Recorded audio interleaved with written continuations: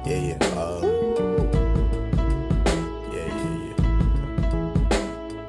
That's the way every day goes. Every time we've no control. If the sky is pink and white.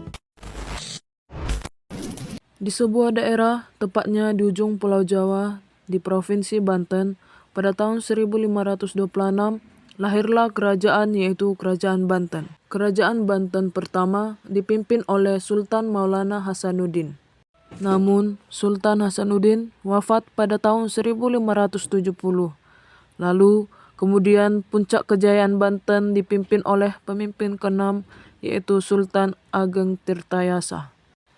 Berikut kita saksikan kehidupan Kerajaan Banten pada masa penjajahan Belanda. Nelayan. Ratu.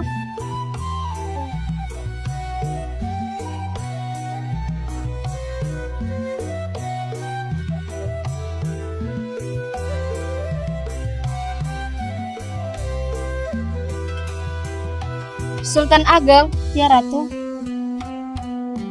Aku serahkan tahta ini kepadamu. Aku percayakan kepadamu bahwa perilaku dan kata-katamu akan ditiru oleh masyarakat Banten. Terima kasih Ratu, mudah-mudahan dengan jabatan ini aku dapat melaksanakan dengan baik dan membutuhkan bimbingan dari pengatuanku.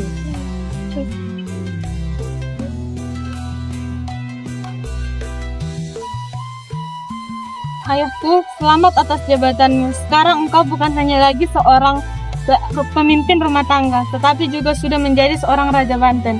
Selamat ayahku. Baiklah, terima kasih anakku karena engkau telah datang. Semoga ayah dapat melaksanakan tugas ini dengan baik. Ini kananku. Hai kakak, kapan kau datang ke sini kak? Aku sangat merindukanmu untuk kembali. Di mana oleh-olehku kak? Oleh-oleh? Di sana, tetapi hanya baju kotor yang ada di sana. Kemudian, Sultan Ageng Tirtayasa memanggil kedua putranya untuk berdiskusi mengenai kedatangan VOC.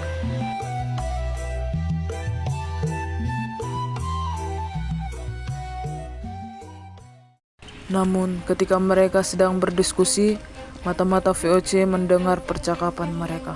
Semakin berani mencampur urusi dengan Banten karena tanahnya yang luas. Kita harus melawan VOC untuk mempertahankan kemerdekaan Banten.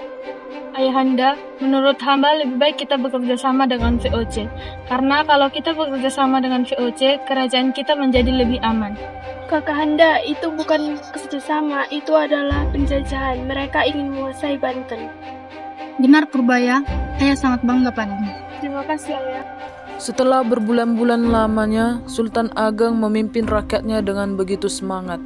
Kejayaan kembali ke tangan kerajaan Banten, dan pada masa itu juga VOC berdiam-diam dan memata-matai kerajaan Banten untuk masuk dan menyerang kerajaan Banten. Itulah yang dikatakan oleh Sultan Ageng, Darling. Tanahnya yang luas dapat memberikan kita keuntungan yang besar. Baik, kita harus memikirkan bagaimana cara kita menguasai Banten. Kita tidak mungkin langsung menyerang kerajaan Banten. Kita kan tahu bahwa mereka memiliki angkatan perang yang tinggi. Kita harus memata-matai mereka lagi, agar kita tahu bagaimana cara untuk mengalahkan keluarga Sultan Ageng. Apa kau masih tidak mempercayai kekuatanku, Darling? Baik, Darling, ambil itu. Kemudian, dengan niat yang berani, mata-mata VOC menghampiri kerajaan Banten. Dengan maksud apa kalian datang ke sini? Kami datang ke sini untuk meminta kerjasama dalam bidang perdagangan. Apakah Anda setuju? Saya tidak setuju. Pengawal, usir mereka.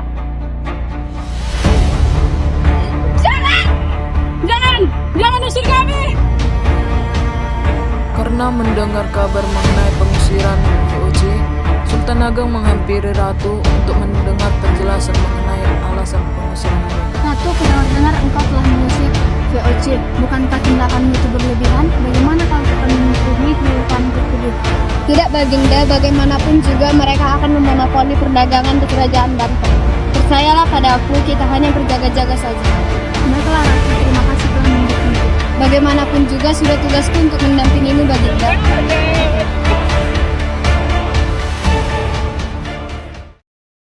Namun, di lain sisi kerajaan Banten, nelayan dan istrinya sedang mencari ikan.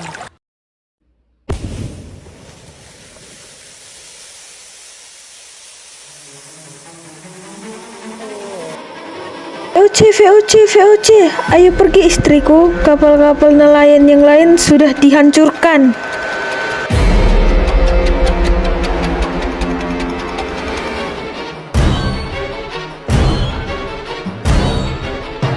Kemudian istri nelayan pun pergi menghadap Sultan Ageng dan Ratu untuk memberitahu kejadian tersebut.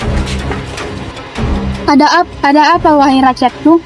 Sultan, bagaimana ini? Tentara VOC datang untuk menghancurkan kapal-kapal kami.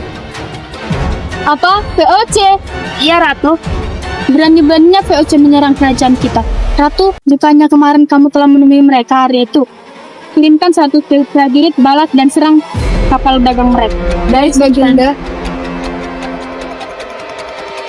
Itu batu-batu yang besar itu diangkat itu. Saya mau. Saya pulang, aku. Ya!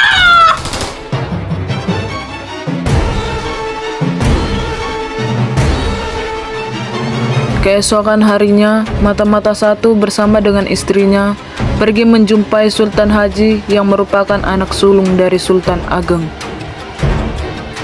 Bagaimana kalau kita bunuh saja supaya kita lebih mudah menguasai kerajaan Banten? Dan kita bagi hasil, engkau mendapatkan 60% dan kami mendapatkan 40%.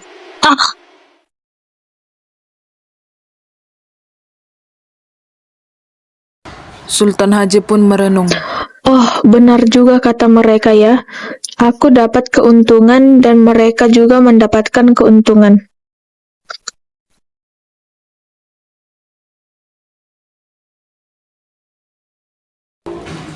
Sultan Haji pun pergi menemui ayahnya dan berniat untuk membunuh ayahnya menggunakan keris.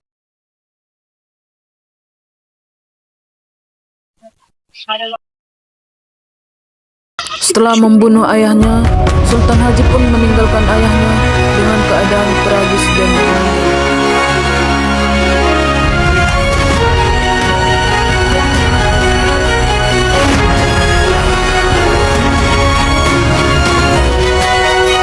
Setelah VOC berhasil menghasut Sultan Haji, maka peperangan pun dimulai. Mari kita saksikan peperangan tersebut.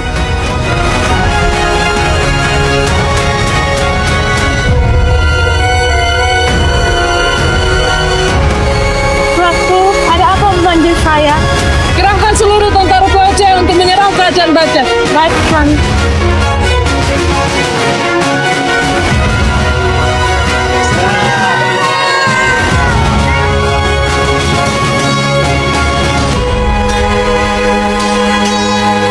Masyarakat Banten dan tentara-tentara VOC yang berperang mengakibatkan masyarakat Banten kalah, bahkan ada rakyat yang sampai meninggal dunia. Mereka menangis histeris dengan keadaan mereka.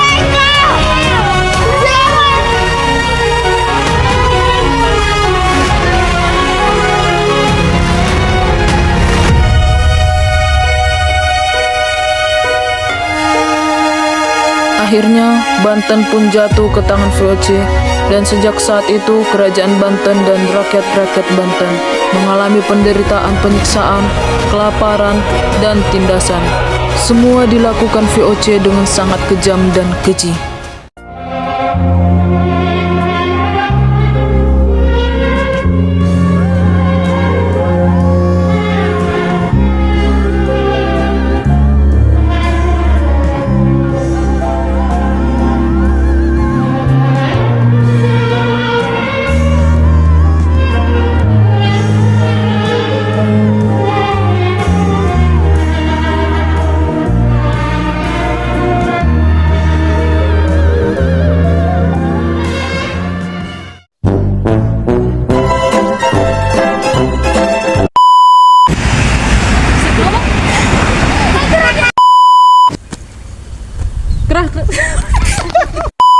Mana aja jalannya? Tanganmu nampak gerak.